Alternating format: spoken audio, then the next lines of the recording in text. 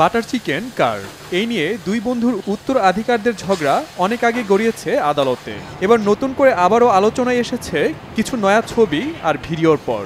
ভারতের দিল্লিতে এই সংঘাতে জড়িয়েছে দরিয়াগঞ্জ ও মতিমহল নামের দুই প্রখ্যাত রেস্তোরাঁ। দুটি রেস্তোরাঁ গেল জানুয়ারি থেকে দাবি করে আসছে বাটার চিকেন তাদের আবিষ্কার। এবার রেস্তোরাঁ দুটি কিছু ছবি ও ভিডিও প্রমাণ নিয়ে আদালতে যাচ্ছে। বিষয়টি সোশ্যাল মিডিয়া, খাদ্য সমালোচক, সম্পাদকীয় এবং বিভিন্ন টিভি চ্যানেলে মুখরোচক খবর হয়ে উঠেছে। মতিমহল রেস্তোরাঁ কর্তৃপক্ষের বক্তব্য, বাটার চিকেনের আবিষ্কর্তা বলে দাবি করে জনগণকে বিভ্রান্ত করছে দরিয়াগঞ্জ কর্মকর্তারা। এজন্য $24 লাখ ক্ষতিপূরণ দাবি করেছে মতিমহল মালিকপক্ষ।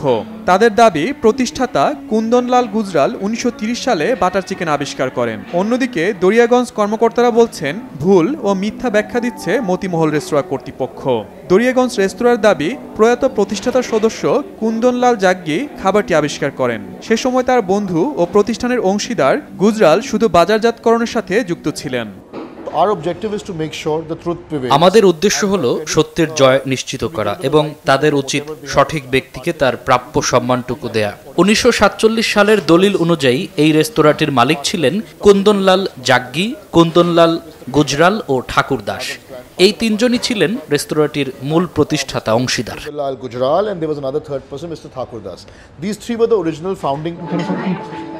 দুই পক্ষ বিভিন্ন যুক্তি উপস্থাপন করলেও প্রকৃত সত্য জানতে আরও কিছুটা সময় অপেক্ষা করতে হবে। আগামী 29 মে এ মামলার পরবর্তী শুনানি। Shahid Arafat, Bangla vision news desk.